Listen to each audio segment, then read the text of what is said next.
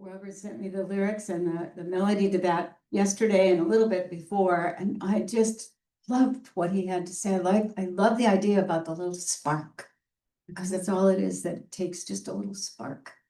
And we have a bigger spark who I'd like to invite to stand up with me right now, and that is our almost Reverend Margie.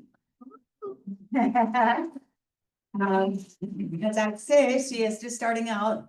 When I was a ministerial student and I got invited to speak at different places, I just felt so honored and excited to get that opportunity, and also to get the opportunity to meet people as part of our movement that we might not otherwise get to meet. So I would invite you to welcome this lovely being, Maggie Rinaldo. Said it right. Wow, I just want to take you all in for a moment. Thank you so much for having me. I love your hair. Thank you. My neighbor came to do my hair this morning. I wanted it to be very specific, so I had help. Thank you. Tiny bit about me. My life looks very traditional.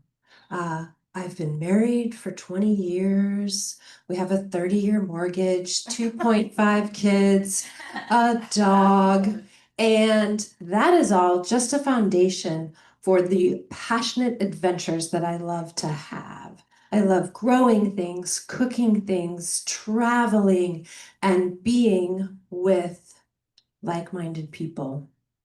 We are all over the world, and today I feel honored that you invited me here. Thank you. Today I want to talk about divine imagination. I'm going to check the time because I want to honor that. I am a student, so you'll notice I'm doing some very student things. Like today I have my notes. I've been giving lots of talks, so I have notes today because I want to stay with it, and we'll see how that goes. You can give me any critiques afterwards are invited. Thank you. Our compliment. Yes. Yes. Yeah. And I compliments. would say coaching, no critiques. Coach. Compliments can be written down and signed. But what is divine imagination, and why would I want to talk about it? We know that all imagination comes from the one source through each one of us, because we are the creation of the one that created. Before we go into talking about how to align with this divine imagination, I want to test your imagination. We just want to get a baseline of how good you guys are at imagining. I'm about to sing, and you're going to need to imagine that I'm a really good singer. You ready for that? No. Just excited. Okay, imagine I'm a good singer. Here we go. Come with me, and you'll be in a world of pure imagination. Take a look inside of your imagination. How'd you do? Okay, you have a very good imagination. Thank you very much.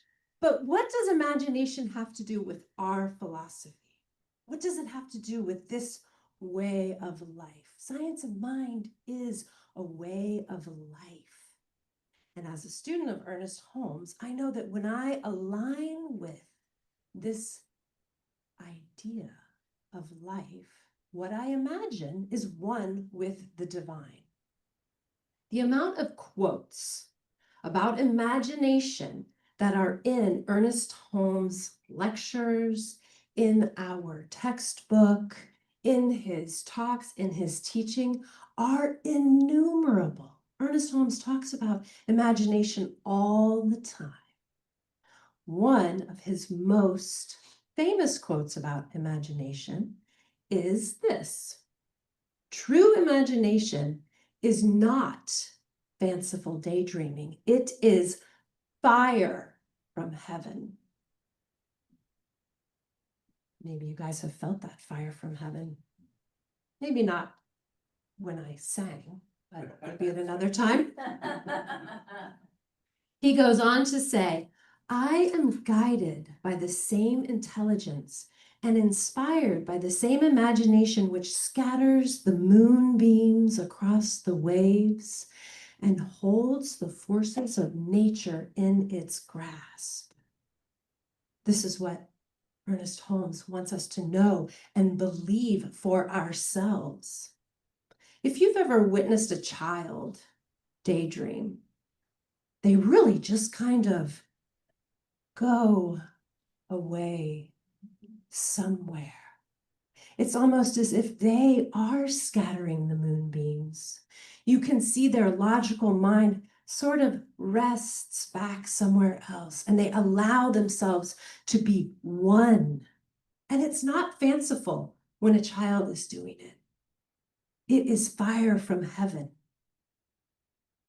But how do we differentiate that divine spark from some of the other ideas that might be floating around out there? Maybe our culture has some ideas of what we should be, what we should think, what we should do. Maybe our parents conditioned us into a certain way of dressing or thinking or acting. Certainly, some of us have had religious convictions and even our philosophical ideologies. All of these, even if they are benevolent, helpful, and good, they are not our own divine spark. I want to tell you a story of a divine spark. Back in the very far long ago, 1665, there was a young man, and he went to Cambridge University. Anybody have any guesses who I might be talking about yet? You'll get there. You'll be able to guess. The bubonic plague was running rampant in London, and by October, 70,000 people had passed. Cambridge University closed down, and this young man retreated to his family farm out in about 60 miles from London in a village. Any guesses who the young man is? This was Isaac Newton. The farm he retreated to was really one of those idyllic places. It was quiet. He was isolated. Newton was free from his professor's ideas. He was free from the curriculum of school, and he had time. And he says this of that time in his 1665 way. Should I do his voice? For in those days I was in the prime of my age for invention and minded mathematics and philosophy more than at any time since. The story goes, we all know this story, he was resting idly daydreaming, not fancifully, under an apple tree, and an apple fell, and it sparked an idea. Newton thought, why did the apple fall straight down? Why didn't it fall sideways? Why didn't it float away? In fact, why am I not floating away? So this fire from heaven, this divine idea, caused him to ask questions. So that natural curiosity, when you are idle, when you are in solitude, this is imagination. It is divine. So he unified with that thought.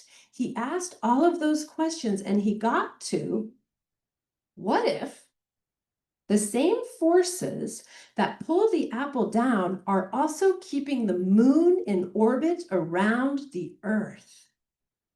This is Newton's law of universal gravitation. In fact, it was so revolutionary that it united terrestrial and celestial mathematics under one law. And boom, science was expanded. And we know more now than we ever would have had he not followed that fanciful idea. But he didn't stop there. In fact, during this time, which is called the Year of Miracles, he discovered the spectrum of light, and he also solved the problem of calculus, which for me, that's such an expansive idea, I don't even understand it. But I know that it is important, and I know that it came from this time. We can do this as well. We can create solitude. We can allow ourselves to be idle and follow the curiosity and the questions and the sparks that come to us naturally, because they are from that one source and they have come to you for a reason. It is a gift. Albert Einstein says this about imagination. Imagination is more important than knowledge. For while knowledge defines all we currently know and understand, imagination points to all we might yet discover and create. It doesn't have to always be a new universal law of truth. It can be, what's for dinner? What am I going to wear? How am I going to do my hair? Indigenous people around the world use their imagination as a diagnostic tool and a spiritual communication device. One of the spiritual arts that I've been practicing is called journeying, and I've been studying with a woman who's a Celtic shaman. Does that sound a little bit out there? It is a little bit out there, but it's actually not out there, it's in here. What we do is we set an intention and we go on a journey. And this journey happens in the theta state. So we use drumming, we use dancing, we shake rattles. Some shamans use plant medicine to elevate their thinking, elevate their mind, and they go on a journey inside. But rule number one of going on a journey is you have to believe what you see. And what you see is only what is inside your own heart, inside your own mind. And if you don't believe it, you're not going to get any answers. One famous shaman is an indigenous man from the Ogallala Lakota Sioux family named Black Elk. Has anyone heard of Black Elk? Yes, Black Elk became a noted philosopher, medicine man, and by the end of his life, you might not even believe this, he also became Catholic. But in his time when he was born, his people's way of life was being threatened.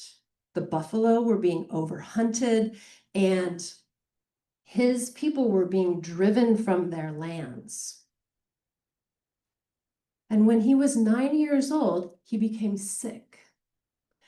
And he was in an unresponsive state for several days with a fever, with this sickness. And while he was in this altered state, he had a vision. A deep, broad, wide vision happened in his imagination. It was such a big deal to him, he didn't speak about it for years. It wasn't until almost 10 years later that he became brave enough to share what was in his imagination with his medicine man. The medicine man was so impressed by the depth of this vision that he trained Black Elk in the way of their medicine men.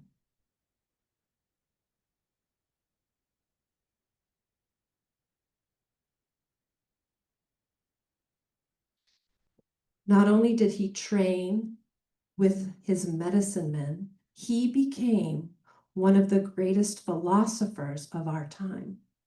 And as I said before, he also became Catholic.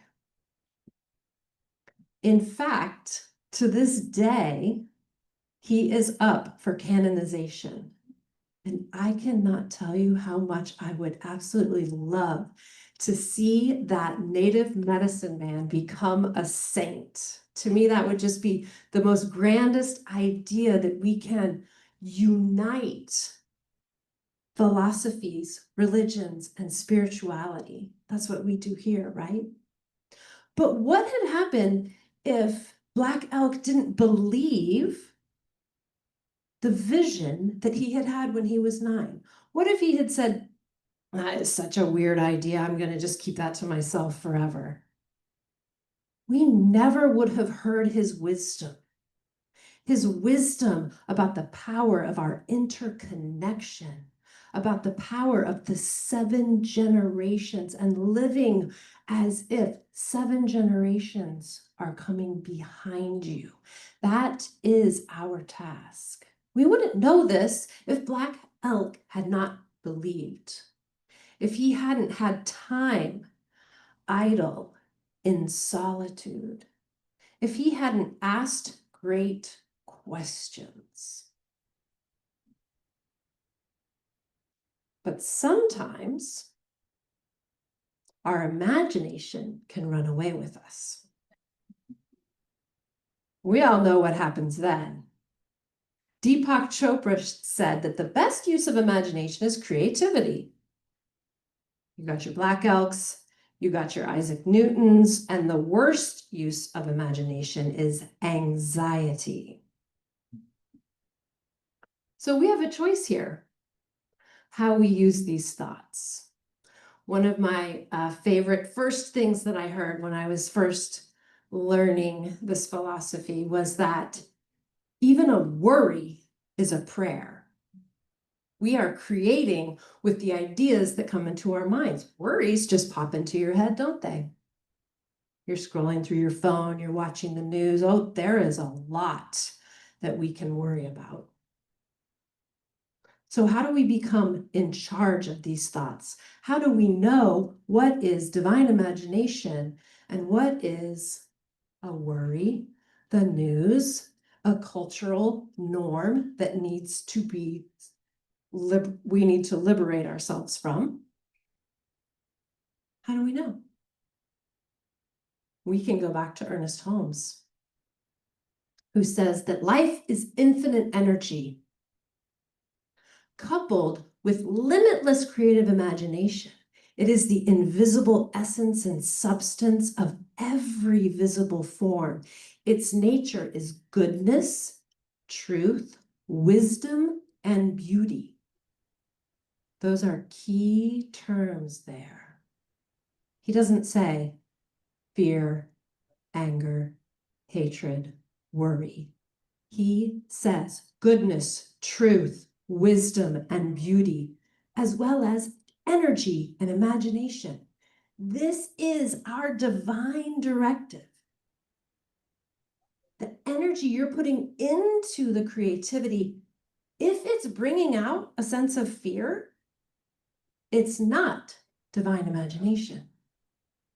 If Isaac Newton had said, oh, these apples are falling on my head, there's some evil force that's after me and I have to run inside and hide, we never would have gotten the law of universal gravitation.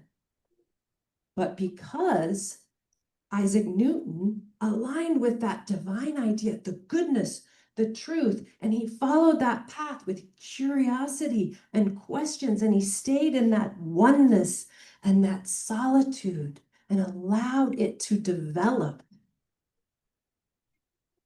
Same with Black Elk. He decided and was taught that there was goodness and wisdom and beauty here.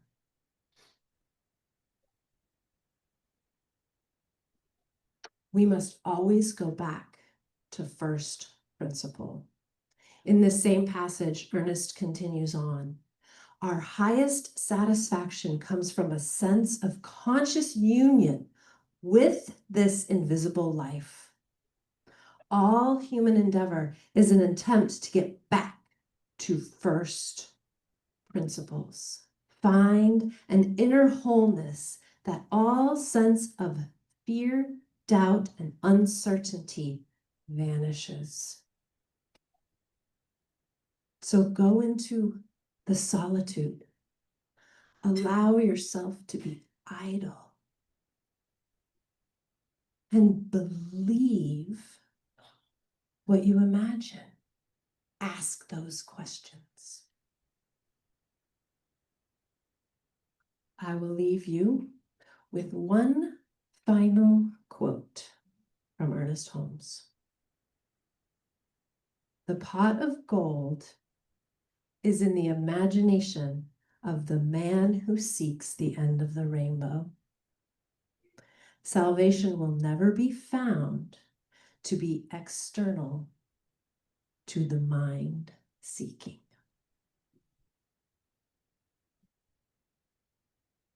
Let's take a moment in prayer.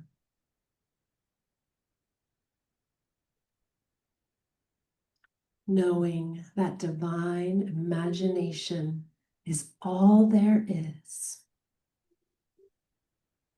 It is goodness, truth, wisdom, and beauty, and it is me. And I know that this creative force of life is each one here. Each one here. It is in this truth that I invite, that I claim that I am one with the expansive force that is all. It is in this powerful presence, in this unification, in this realization that we are life living.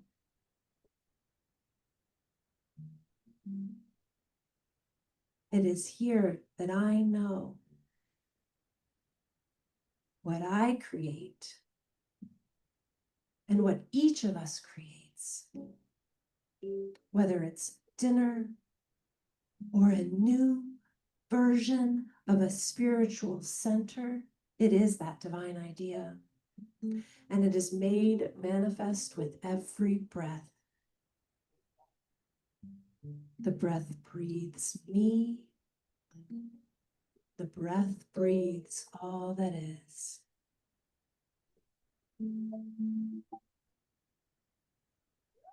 With deep gratitude for wisdom, truth, goodness, and beauty, I allow it all to be, and so it is.